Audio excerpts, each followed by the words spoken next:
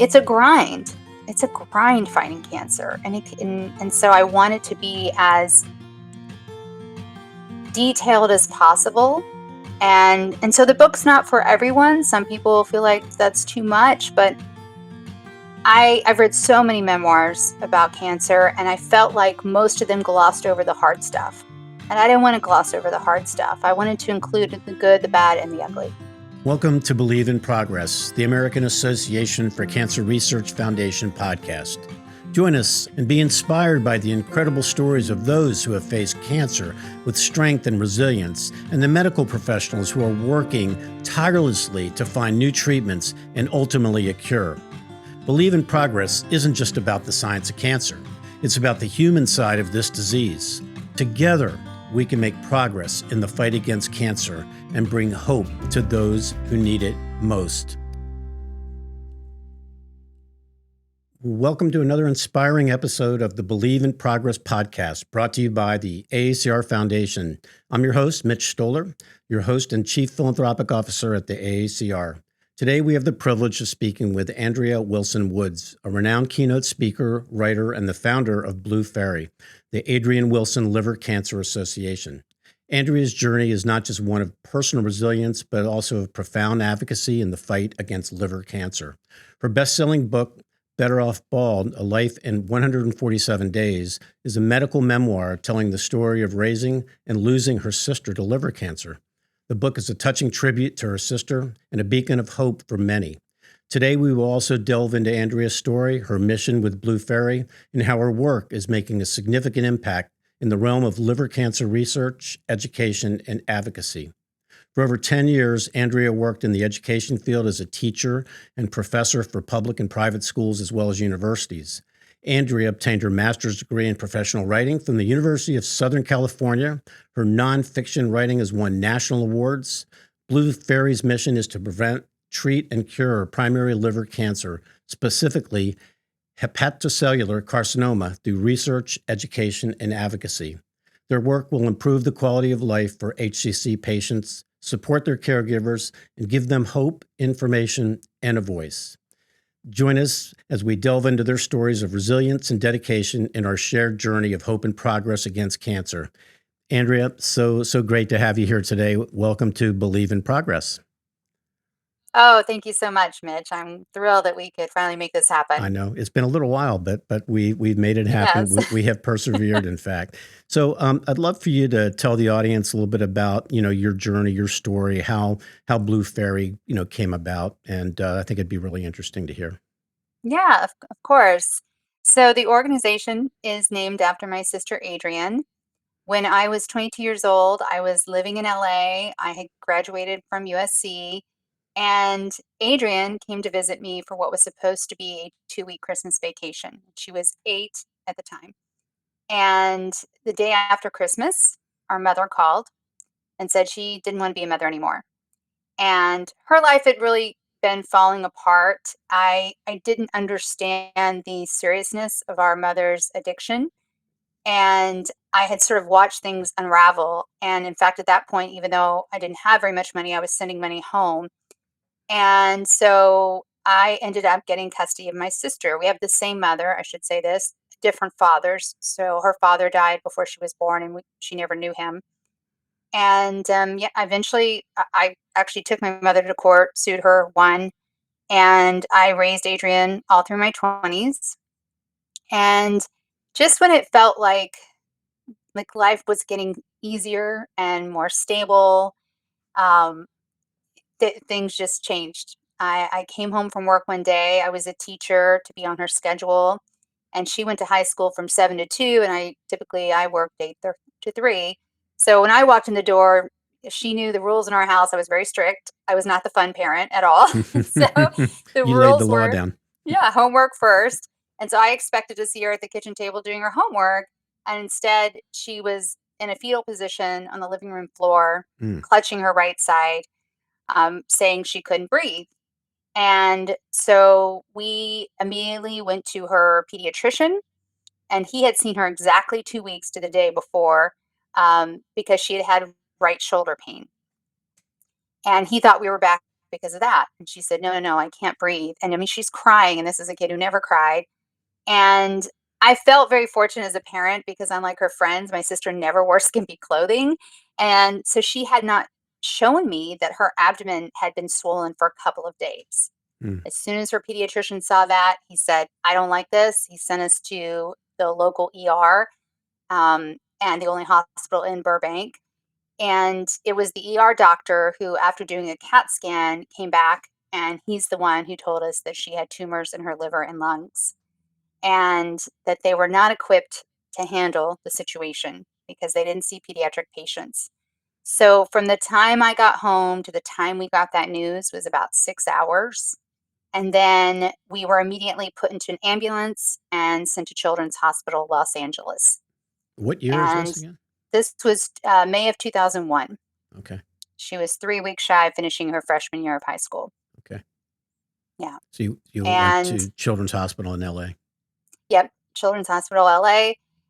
And they were, I mean, again, I try to focus on what I feel fortunate about. And because of what they saw in that CAT scan, they moved very quickly. She had a biopsy in less than 2 days. And when they came out of that biopsy, they told me, we'll know for sure on Monday when the pathology comes back, but we're 95% certain this is hepatocellular carcinoma. It's very serious, and it's stage 4. And I couldn't even pronounce this disease, much less have heard of it. I was like, what? It's a tough one to say. And they were so perplexed by what they saw in her liver because all of her initial, uh, your typical blood work, your CBC, your metabolic panel, everything came back normal. And so they tested her for hepatitis B and hepatitis C. And it turned out Adrienne had chronic hep B and hep C, and we never knew. And so, while especially at that time, she was as far from a typical patient as you could get, like when I looked it up, it was a non North American male over the age of 50. Hmm. She actually had really common causes of HCC. And having both chronic hep B and hep C was sort of like this horrible double whammy. And when Adrian was born in 1986, hep C had not even really been identified, and it was not standard of care to test mothers for hep B at that time. I see. Had it been, maybe we could have saved her life. Maybe. Hmm. Um, is that the case now? It is actually the case now that if you go in for any sort of prenatal testing. Um, I don't even think every doctor tells mothers, but yes, they do test for hep B and hep C.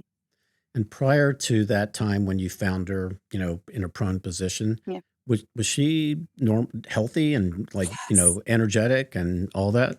Oh yeah. Every day she was part of the dance team. That was her PE credit. She actually almost failed PE in middle school, which was highly embarrassing because at one point I was a PE teacher. But she got to high school Wait, and she got to you were a PE teacher? for 1 year. Yes, yeah. Oh, I started my career as a physical education teacher as well. Really? Yeah, 6 years. Yeah. How about that? Yes, I only did it for 1 year. So yeah, it was highly embarrassing when she almost flunked PE in middle school and Right. ruined an otherwise perfect GPA. But in high school, she got to choose, so many more, options, and so she chose dance. And so she had been auditioning for the next year's program. I mean, she was very active. The only other symptom she had had was that right shoulder pain, which we now know was a sign of advanced liver cancer. Not don't want people to panic if they have right shoulder pain, but it is a sign. There's a nerve that goes from your liver to your right shoulder, and so it's referred pain from the liver. And then she did have some acid reflux. That was really Hmm, it. And hmm, she was chewing on Tums like they were Tic Tacs or something. And it was kind of one of those things as a parent where I could control what she ate at home, but I couldn't control what she ate at school. And yeah, so my attitude was like, your annual physical is coming up. We'll ask your pediatrician about it, but stop eating tacos at school. Like, just stop eating the crap at school. right, right. So I really didn't think anything of it. Hmm. But Andrea, here all along she's stage 4, so this Stage was 4. spread through her body It was in even her before. lungs. Yeah. It Right. had spread to her lungs. Yep. And we did Wow. not know. And Wow. they said if they had, and it was a guess, it was very speculative, but they said she was probably, it was very aggressive, and she was probably sick her entire freshman year. Wow. So, Yeah. Andrea, your book that we're going to show Oh, everybody here, "Better thank, Off Bald," it's a powerful narrative of your experience. What thank motivated you you. to share this story, and what impact do you hope it has on people that read it? Well, first of all, thank you for saying that about the book. I always knew I was going to write our story as sisters, and because we had so many challenges, and I mean, I've never loved anyone the way I loved my sister. It's gonna make me tear up, but I mean, just this absolute unconditional love. And some of my favorite reviews are that this is a love story, and it really is in some Hmm. ways. Um, but this was not the book I thought I was gonna write, this was not it. And um, so the story turned out quite differently than I thought. But I really wanted to help other people. There were absolutely no resources for HCC patients. There weren't even resources for parents, and I was so desperate for help. And I wanted our story to I hope inspire people, but also just help them with sort of it's a grind. It's a grind fighting cancer, and so I wanted to be as detailed as possible. And so the book's not for everyone. Some people feel like that's too much, but I've read so many memoirs about cancer, and I felt like most of them glossed over the hard stuff. And I didn't want to gloss over the hard stuff. I wanted to include the good, the bad, and the ugly. Hmm. And people, what kind of feedback do you get from? Well, this is probably not just it is specific to liver, but Yeah. it's relative to other cancers as well, right? Yeah, yeah. I mean, I love getting feedback from people, whether it's by email or just reviews saying that they learned what they need to do, and they learned that they need to get a second opinion, and they need to take notes, and they need to have an advocate at all times. And that is so special. And one of my favorite stories, and she's now a volunteer for Blue Fairy. She had just finished reading my book the weekend before her husband died, and Mm. he, had HCC.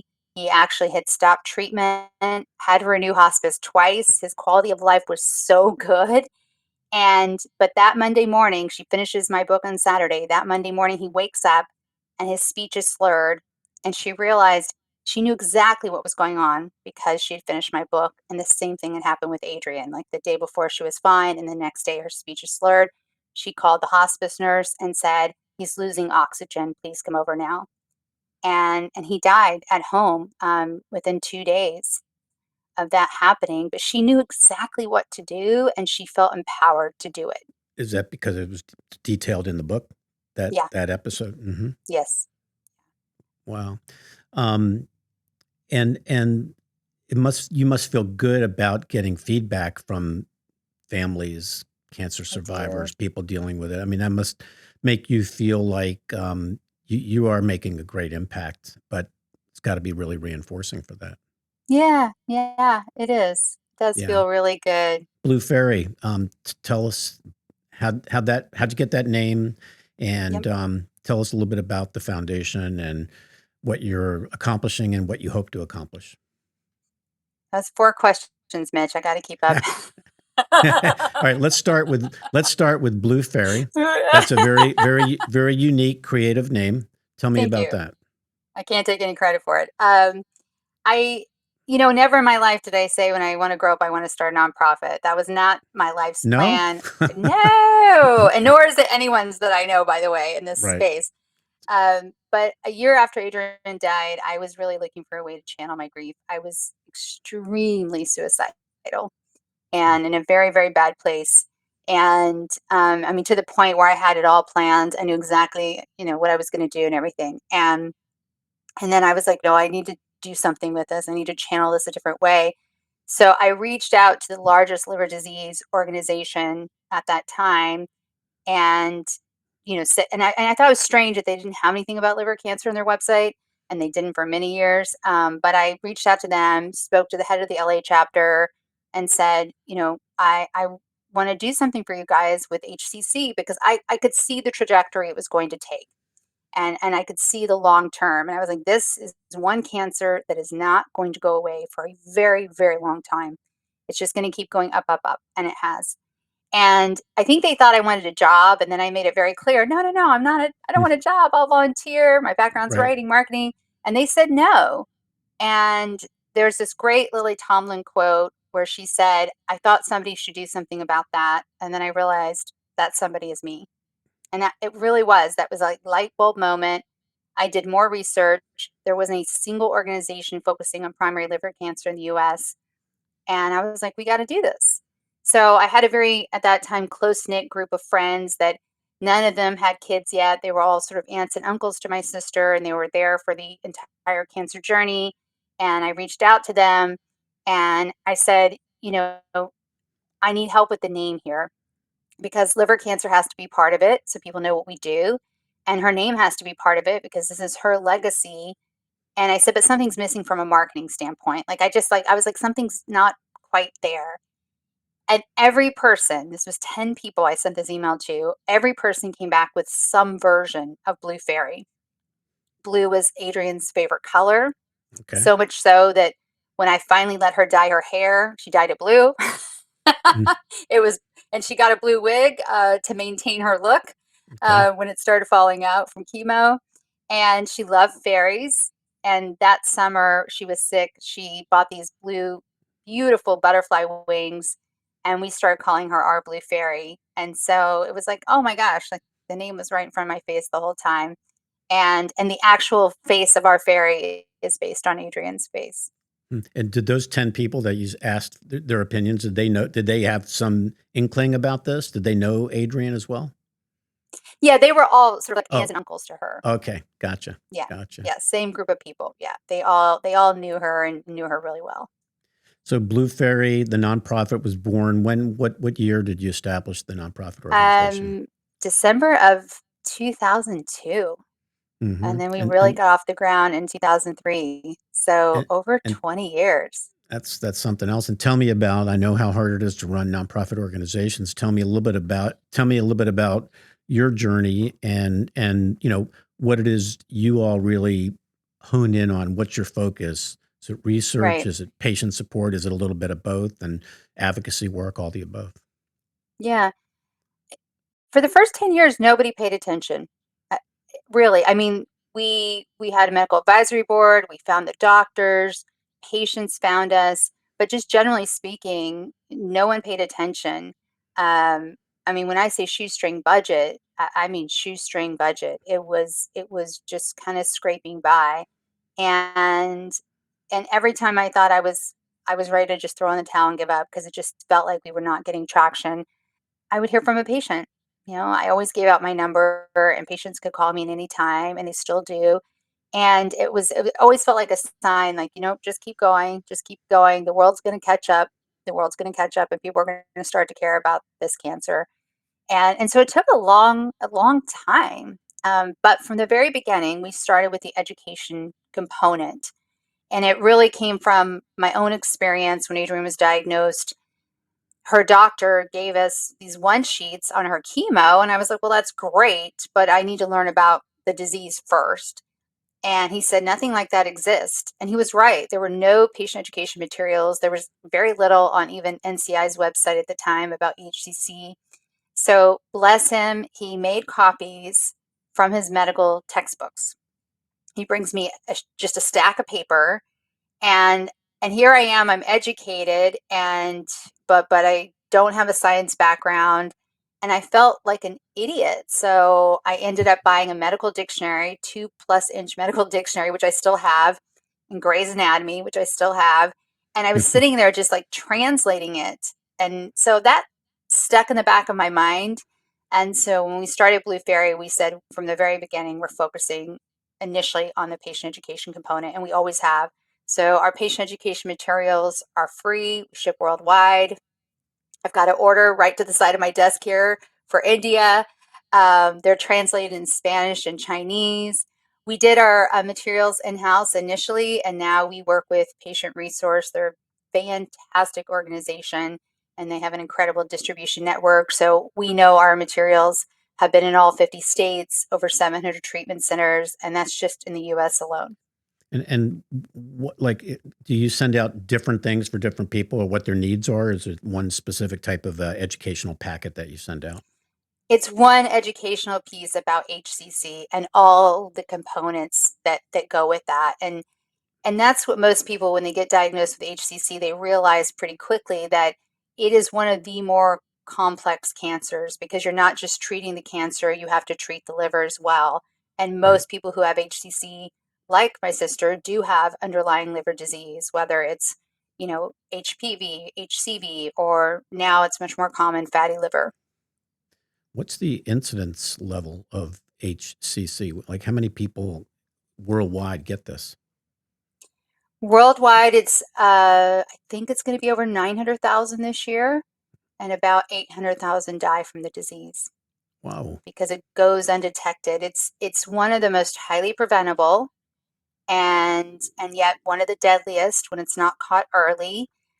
And because our livers don't have pain receptors. So many people, like my sister, don't feel pain. And in her case, her liver had gotten so big it was pushing on her diaphragm, which is why she kept saying, I can't breathe.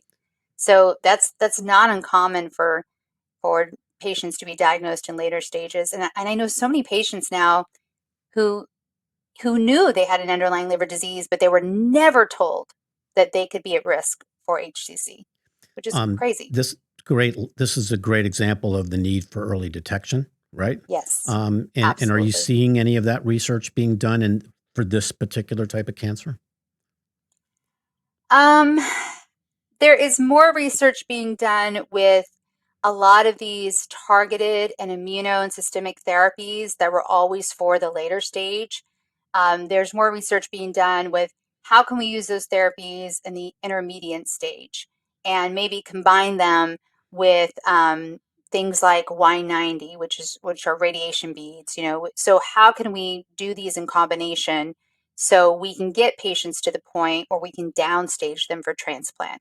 Because ultimately, the cure for this disease is to either resection, is to take it all out, but even then it comes back more than 50% of the time, or a liver transplant.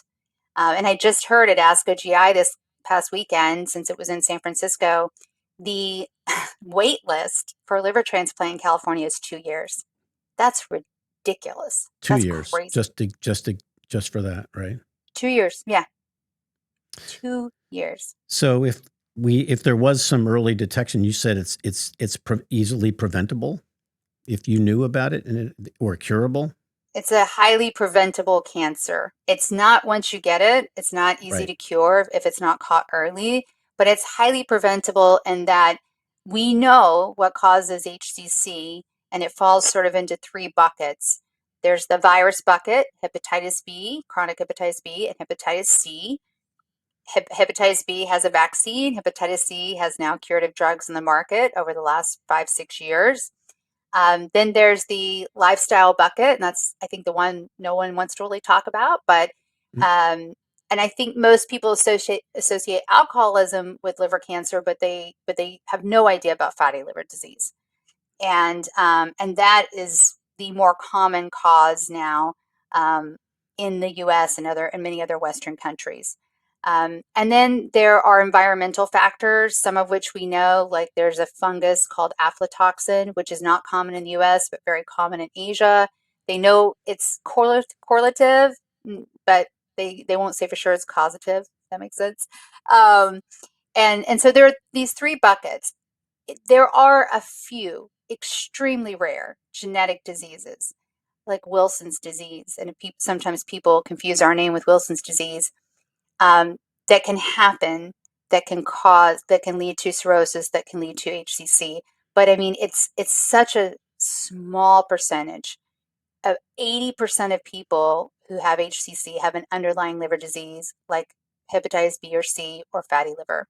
Mm. So as a nonprofit executive and someone that, it's a relatively small foundation, like people wise, tell me, if you can, tell me a little bit about your day and if there is such a thing as a normal day for you. running this foundation? Well, I feel very blessed now because counting me, we have 4 full-time employees. Great. and and I'm a early adapter to a lot of technology, and I think that helped us along the way because we were entirely remote.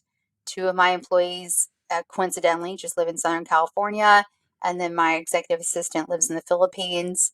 And so we sort of have standard working hours, and then my team knows, I think I do a very good job, or we do a good job of orientation and training, and we talk about communication.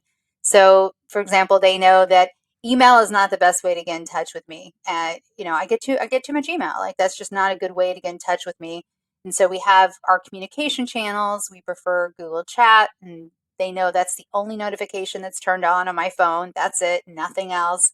So even when I'm traveling, they know they can get in touch with me, like this last past weekend. And then we use tools like Basecamp, which is a project management tool. I know it. And so yeah, we use a lot of tools to make it work. And how do you? So you use a lot of social media to get the word out, so the public is aware of who you guys are and what you do. Websites out there pretty prominent, but what are some of those tools that you use? Ooh, that's a great question. PR has been one of our biggest challenges that we've really been working on. Not the social media aspect, but organic social media is not what it was even 5 years ago, right? And so most people are not going to see your post on organic social media unless they're already know you and they follow you. And so that can be a little bit challenging. We do use our Google AdWords grant in kind of gift that we get every month. We maximize that as much as possible because it's a use it or lose it grant. So we do that. And we really drive as much traffic as we can to our community. So we have a private online HIPAA compliant community. It's not a Facebook group, which I realize is way more convenient for people, but your health information is not safe on Facebook Hmm. at all. And so we do have this private community. It kind of looks and feels like Facebook. It's very easy to use. It translates into a couple different languages. And so it's really inside that community where people, find support and find each other. And fundraising, good, bad, challenging, all the above. All the above. I mean, I know as a fundraiser myself, it's always a tough. It's very very competitive and it's very hard. But you have a great mission and you have a great, I think a great, you make a great impact out there. So I think it's a good story to tell. I can imagine Thank that you. people would want to invest in your organization. But tell me a little bit about that. Thank you. It wasn't really until pharma started paying attention to HCC that fundraising got a little bit easier. Hmm. And so we do now have a number of corporate sponsors. And I always tell people, though, just diversify your funding. So, for example, and I'm not afraid to say this, I won't say who it was, but we lost 2 significant sponsors for one of our main programs, Right. and that was a blow. And so Right. it's like, oh, okay, we need to rethink the program for the entire year now. For one of the sponsors, they laid off a significant part of their workforce. It was all of their budgets are down. For the other sponsor, they decided to put their money into another program we have instead. They felt like it was more aligned with what their goals are, and that's fair. And so you really have to diversify your funding. You don't want to depend solely on corporations or foundations or individuals. You really need to have a mix of all three. You sound like a seasoned exec there. That is very good advice for people to diversify their funding because exactly Oh, what good. no, that's you're right on top of it there. So how did you get into like wanting to be a writer and like you I think speaking sounds feels like it comes naturally to you, but Yeah. how did that like was that something that you've always like were inspired to do?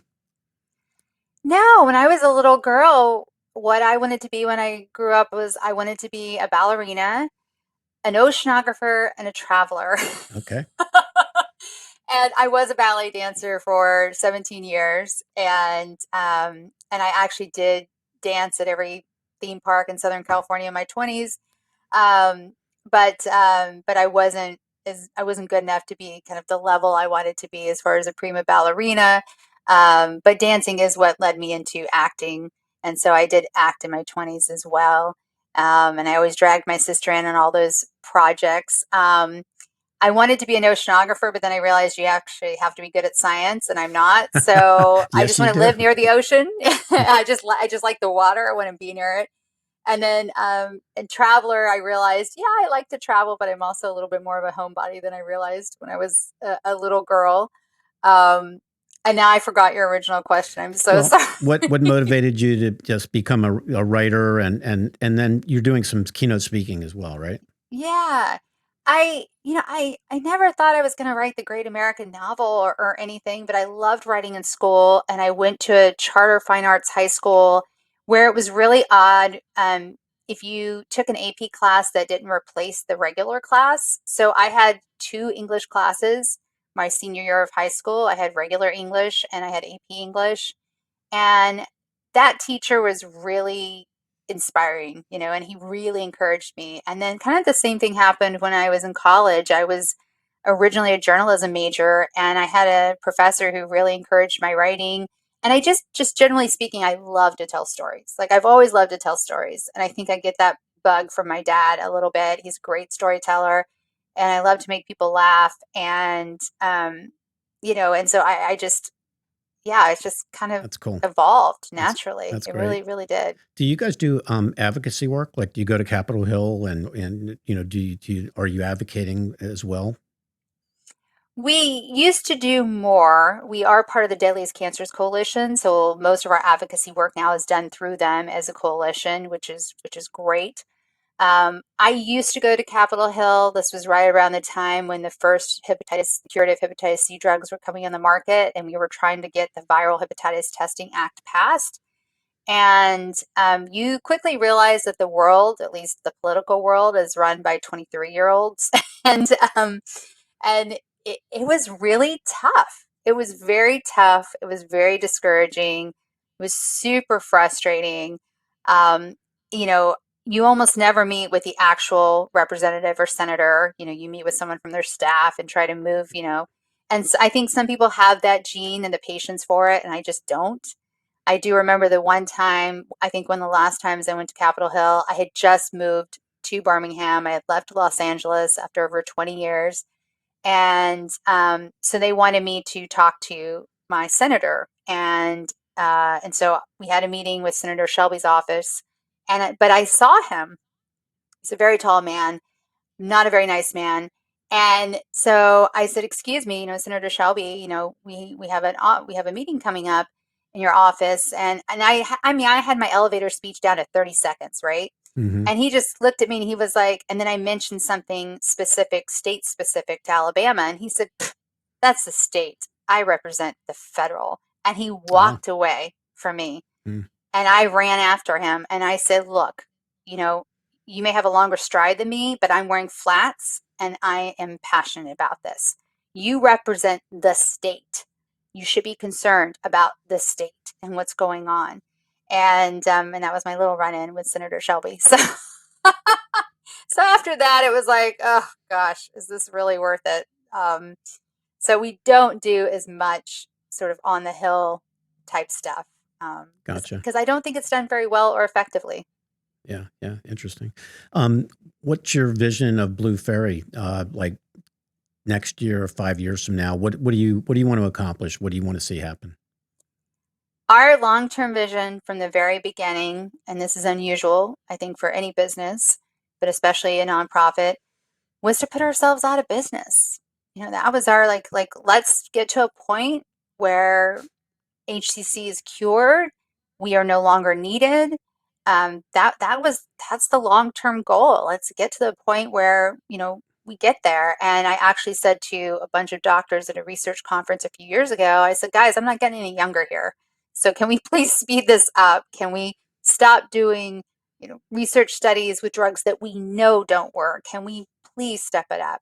And so one of the other programs we have is we have the Blue Fairy Award for excellence in liver cancer research. And we really reward those researchers, those scientists, those doctors who who are innovative, who are thinking outside the box. And at the time of this recording, because I don't know when it's going to air, but the award period is open. It closes at the end of this month. And then we always announce the winner on my sister's birthday on April 8th. And so the opportunity to apply ends end of January. That's correct. Yes. Okay, and that's a scientific advisory group looks at those awards. Is that how that works? Yes, so it is my favorite board meeting of the year. It's our February board meeting. It can get quite contentious. Our medical advisory board chair, he puts his 2 cents in and makes recommendations, but it's exciting because it's gotten very competitive. It's very much sort of a who's who. It's an international award as well, so we've had 2 international recipients. That can get a little challenging actually getting the money to the person, but we figure it So you're out. seeing more and more applicants as the years have gone by. It's becoming We more of which is awesome, It really. is. It Yeah, is. yeah. Yeah. I know here at AACR, when we send out a call for application for whatever it might be, it's most exciting when you see all these great proposals come in. You only wish you had enough money to be able to fund more and more and more of them, but Yeah. that's why we do what we do. So, what would you want the audience to know? If they want to get in touch with you, if they want to get in touch with the foundation, is the website the best place to go to kind of get in the front door? Yeah. Yeah. Blueferry.org, BLUEFAERY. And we spell fairy with an E because that's the way my sister liked it. So that's And we definitely. will And we'll put up all the links and everything in the show notes as we when we air the episode. But I'm so happy that our paths crossed Mine because too. it was kind of like, I mean, it was one of these things that just happened, and it gave me the opportunity to learn more about what you do and what the foundation does. And I really applaud your efforts. Again, I know how challenging it is to run an organization, but it comes across to me, and I'm sure it's going to come across to thousands of people that listen and watch this, how passionate you are and Thank how you. determined you are. You've got a great spirit about you, and I think that you've done some awesome work, and you'll continue to do that. And I just want you to know been really a great honor for me to spend a few minutes with you here today, and hopefully our paths will cross, and you'll come to some AACR meetings and spread the word, and we'll continue to make an impact together. I would like that. Hint, hint. I've never been to Philadelphia. So just throwing it out there. Eh, it's one of the great cities to come visit, as a I matter of know. fact. I know.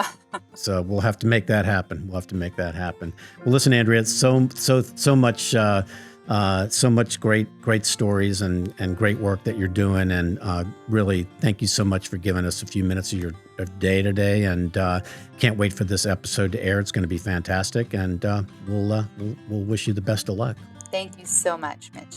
Once again, thank you to our listeners, supporters, and donors. Remember, your support drives the progress against cancer. Please consider subscribing to our podcast and sharing this episode with a friend, and heading over to our website, aacr.org, to consider making a donation. When you donate to the American Association for Cancer Research, your investment in life-saving research propels the important work of the more than 58,000 members of the AACR in driving progress against cancer. You can support life-saving cancer research with any donation you make today. Thank you for listening to Believe in Progress, the AACR Foundation podcast. This podcast is produced by CollegeCast LLC. Please visit www.collegecastpodcast.com for more information.